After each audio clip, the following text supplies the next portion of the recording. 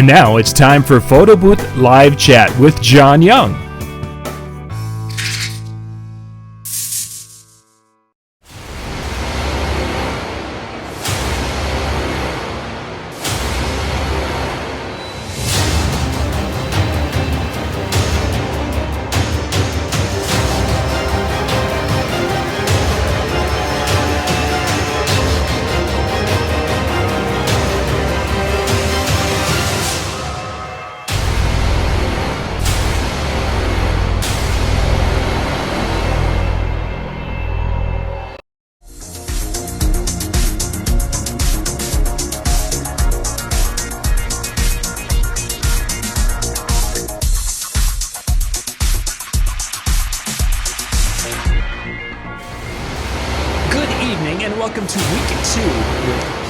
TV, Photo Booth News TV. Tonight, I have a good friend and a special guest. I've got Mike Walter with me tonight. Good evening, Mike. How are you, John? Good evening. I am doing well. Thanks for... That was a very professional, enthusiastic intro. I like that. You got me all fired up. Well, maybe what we should do is instead is we should, I've got the intro that says, hey, now it's time for John. and then we should say our names again or not say our names again. I still haven't figured it out. Joe Monon, if you don't know what John is referencing, our PhDJ workshop or podcast that Joe and I've been doing for over 2 years now. Somebody threw a monkey wrench in recently and said we were being repetitive by repeating our names after the intro, which already said our names. So now Joe and I have no idea how to start. We're verklempt. Kind of in a little quandary there, which is like, exactly. How's this supposed to go?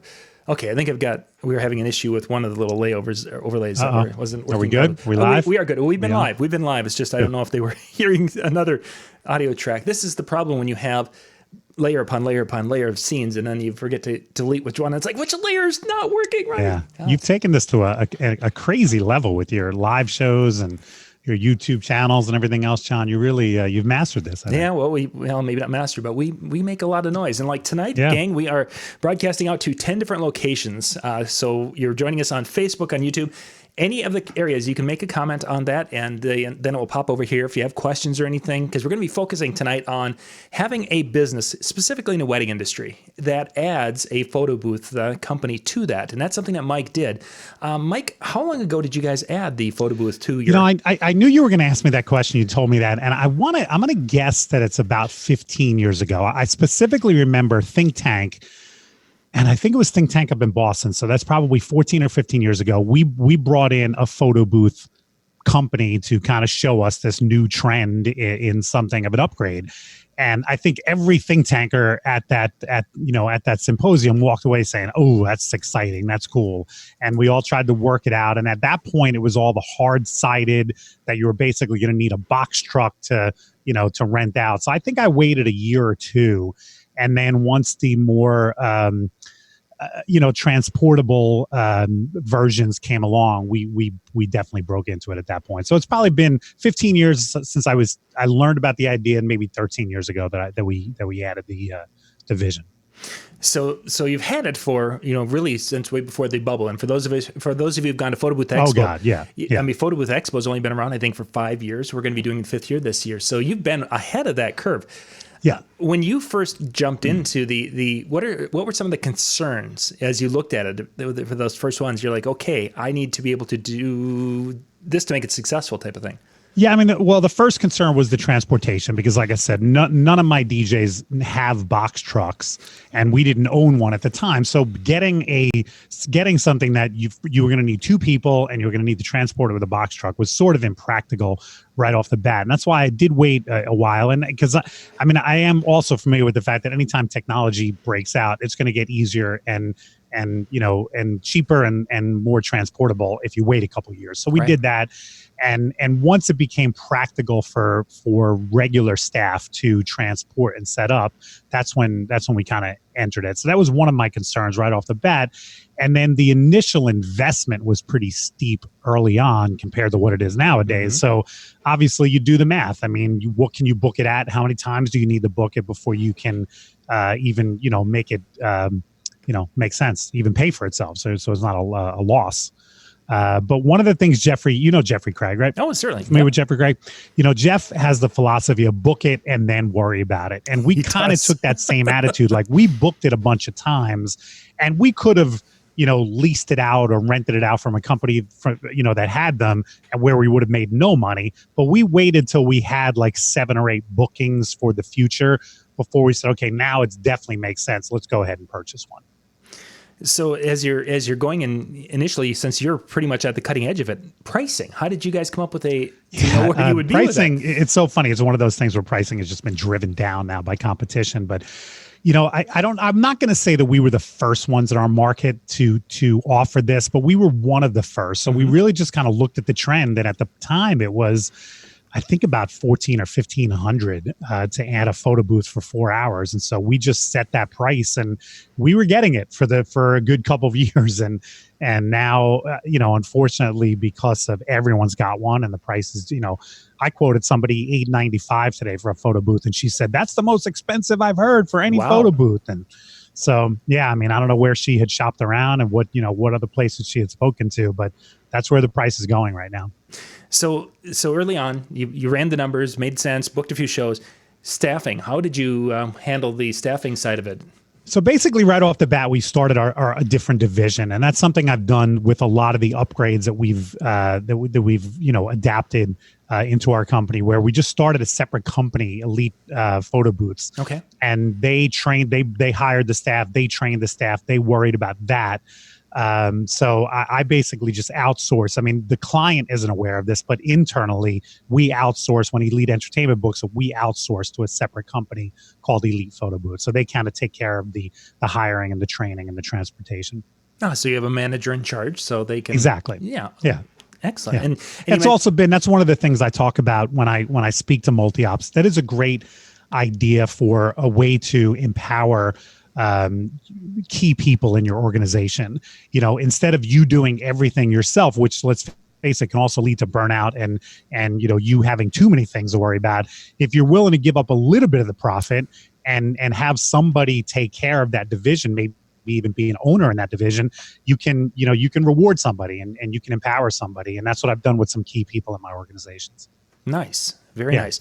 Now you also have, you have an entertainment side that does the DJ work, and you have video and photography also? Yeah, so we started a video division, Elite Films, and we started a photography division, Elite Digital Images. So these are just offshoots similar to Photo Booth. We got into that because it was an exciting thing, but also because some clients were asking for it. Sure.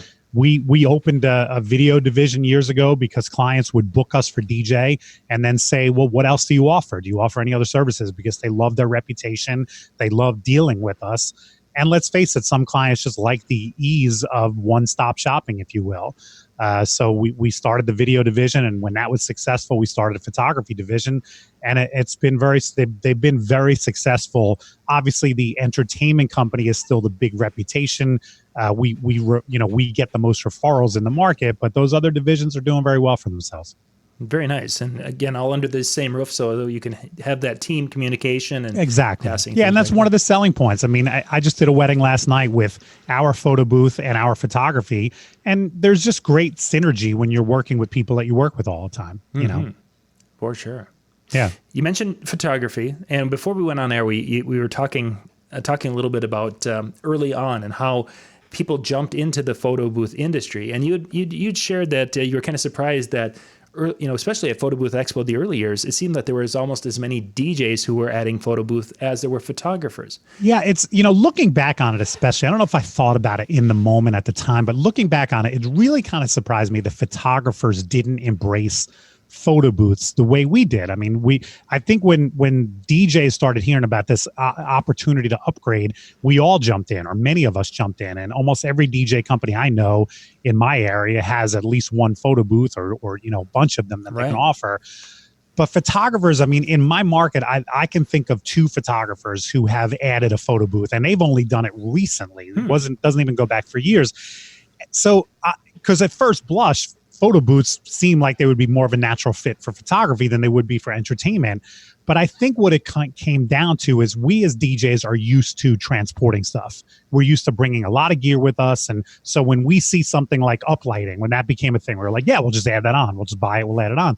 Photographers are used to being a lot more mobile. They come in with their camera bag and they roll in and I'm not downgrading that Right, all, but right. it's the way it is. They don't need to worry about a lot of staff. They don't need to worry about transporting a lot of gear there. And so I think that was probably what stopped most photographers from even thinking about it as a possible, revenue generator. They were just like, no, I don't want to transport all that stuff. Yeah, and I can definitely see that the creative side was the angle I was thinking of, is that photographers really consider themselves artists behind the camera. We as DJs, maybe not so much. We're more artistic behind the decks in essence with our music, right. And we're comfortable with gear. So it made sense that the photo booth would have been so exciting for us. Yeah. Where photographers are like, oh, there's no creativity in that until, although some of them have incredible sets that they are using with their photo booth and such. So that's really, really kind of cool. Yeah, that could be an argument for it too. To me, the creative part of photo booths comes in with the props and the giveaways and stuff like that. That's where, when we don't use our photo booth division, and I have a photo booth on a job, which happens from time to time, I usually go over and peek at what they're offering. Some of them I'm blown away by. Some of the signs and the hats and the mustaches and the glasses. Some of them, got to be honest, are pretty lame. So I think that's where the creative part of the photo booth company really kind of manifests itself. As we sit here today, and early on you mentioned, of course, that the rate was in the $1,400, $1,500. Today, I mean, an $895 was a high bid according to that call. Where do you see in the next 2 years? Let's go. I don't want to go too terribly far out there because it's just crapshoot with that. Where do you see, though, the photo booth business to be is it something that's still going to be profitable to add on to someone's business? Or? Well, I think that, yes, I definitely think it will, because even as the price has been driven down because of competition, so has the entry level price. So you don't have to spend as much nowadays because the technology has gotten so much better and less expensive and everything else. So you can get in the door for a lot less than you could 12 years ago. And so you don't have to book it for $1,400 10 times to make it profitable. So yeah, I definitely still think it's getting to the point of oversaturation, but I think it still is worth it, especially if you already have, whether it's a DJ company or a successful company where you're bringing leads in, then this is just something that you offer to those current leads, Going back to that early days, you had a photo booth attendant operator, what have you. Compare the person that you guys had to hire and you had in place then to what you have to have today. Are you still having the same level, or have you, like the DJ world, where we've had to up our game on the entertainment side? Well, from day one, and I guess this goes back to the fact that we're a DJ company, we've always focused on personality. From day one, I insisted that our photo booth attendants be an extension of the entertainers. I didn't just want a technician there. I wanted somebody who made it fun, who had fun in the booth, who got the people in the booth to have fun. So that's always been. But to me, the biggest thing is, first of all, we can do it with one person and not two, because back in the day, the setups were so elaborate and they took so long and everything else. So we used two people. And we even have some of our setups are so portable that we have females who work by themselves, and they were able to bring everything in practically and set it up and everything else. So that's where things have changed. It's just become so much more easy to set up and transport. So the entertainment side, you've had that from the beginning. That was a big focus with you? Yeah, that was something always for me, because I saw photo booths as an extension of the entertainment. Mm-hmm. I mean, I kind of insist on that with everybody who works for me. Like, we have lighting techs who go out. I want them to have fun and clap their hands and look like they're into the party. And I see this with some DJs where they have the main guy who's like into it and having fun, and then he's got like 3 bouncers next to him. I'm like, what are you, security? Like, and I'll tell some guys that if I have a lighting tech who looks like he's not into it, I'll smack him and I'll go, dude, I don't need a bouncer. Like, have fun, get into this party. So I think that's always just been my philosophy from day one. Smile, sing along, let's have some fun. So with your staff, your DJ staff, since you do a lot of speaking and such with training of DJ staff, and you've got a progression to going from assistants and then the DJ and then eventually working to MC. When it came to the photo booth side of it, have you taken some of your photo booth operators and worked them, and have they changed and moved over into the DJ side? Because and back and forth, really. Okay. We have a number of people on staff who do multiple jobs. we have some people who just do photo booth, but every once in a while the photo booth will have a busier day than the DJ company. So some of our assistants on the DJ end might be manning a photo booth this weekend or vice versa. So yeah, we've kind of got a fluid system set up with our staff where, I've got a couple people on staff and they'll even help with the video division from time to time. So like I'll see one of my guys, Nick, on a party and I'll be like, Nick, what do you do? Oh, you're doing the photo booth today. Oh, you got a video camera today. You know what I mean? And I think that's great. I think it's awesome to have, in sports, most teams you've got your third baseman and your second baseman, and then you got a utility guy who can, he can fill in for the third base guy, he can fill in for the short. I think that's important to have when you've got a pretty big staff, Oh, certainly. Yeah, I've wondered about that when I was thinking about that. It's like, I know you've got such a very specific progression of how you've handled staff. So it's interesting. Yeah. And at the utility player. Yeah. I think of them like that too. I think of some of them. And let's face it, if you know enough about sports, sometimes the utility player can be the MVP. Yeah. He can fill in at a moment's notice in any position. And it's good to have people like that on staff. That it would be. Yeah. For somebody who's wanting to get into it today, you obviously, when you first started, you were looking at the numbers and such. As if a person were going to get into today, what would be the first thing you'd have them thinking about in order to make that decision? Well, are we talking about somebody who already owns a wedding in a wedding related business? Yeah. Yes. So, because I wouldn't know the first thing if you just wanted to start a photo booth company today and you had no experience in the DJ business or any wedding entertainment field, I wouldn't know where to start. But if you already have an influx of leads coming in, and that you're booking, whether you're an entertainer or a photographer or anything, and even I would say this even for banquet halls, just ask your current clients, hey, if we offered a photo booth for X amount of dollars, would you be interested? And get a sense of it. And if you get a number of people that say yes, then you've got, okay, if I could just buy this and offer it today and book it 10 times in the future immediately, then it's got to be worth it. So I think that's the best way to go, is just kind of grill your staff. Joe Bunn did that recently with video screens. He basically just showed a bunch of his clients a DJ setup with 2 screens. He said, hey, if I could offer this to you, would you take it? And he got nothing but no's. So he was like, well, I'm not buying a bunch of, flat screen TVs. So I think that's a great way to do it. Just kind of, ask your current people. And of course, you mentioned earlier the Jeffrey Craig idea that you sell it and then you purchase the unit down the road as his philosophy.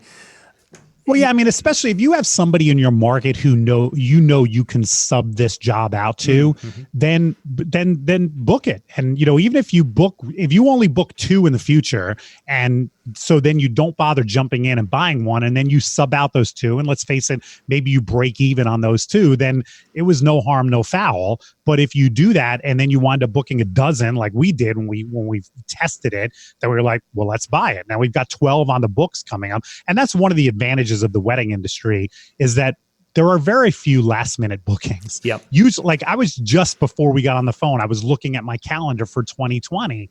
Me personally, like my 2020 calendar is almost booked up. That's in one regard, it's frightening because you're like, if I didn't block off time yet, then I ain't getting it. Exactly. Like, thankfully, Kelly and I know where we're going on vacation next year. So I blocked off that time. So I've got the dates that I need blocked off. But that's the frightening thing about our industry. If you get popular enough, you're going to have your dates filled in. But the great part is I can pretty much look at 2020 and know what my income is going to be, what my calendar is going to look like. And so you can do that. You can offer something like a photo booth to your 2020 clients. And if you get a dozen bookings, you got plenty of time now. Go out, do your research, invest in one, train your people, and add it, Yeah. Good advice and good tips here, Mike. We're gonna wrap things up here for those of you who are watching us on PBN TV. On Wednesday night, we will be back, and we're going to be talking every Wednesday night. We do kind of a gear and talking to some of the sponsors and such that will be at Photo Booth Expo 2020. So Wednesday night at 9:00 Eastern, we'll be going live once again on our channels, and you can catch us here. And then on Monday nights, we do kind of a little gear educational thing. And Mike, I want to thank you for being on with me tonight. This is week 2, you said? This is week 2. Yeah, I'm honored. Yeah, thank you for having me on so early. That's awesome. Well, thank you very much. And gang, we'll catch you on Wednesday night on the photo booth. And the DJ side, we'll be back here at the top of the hour with our next show. We'll be talking about how to get your business ready for 2020. Bye-bye.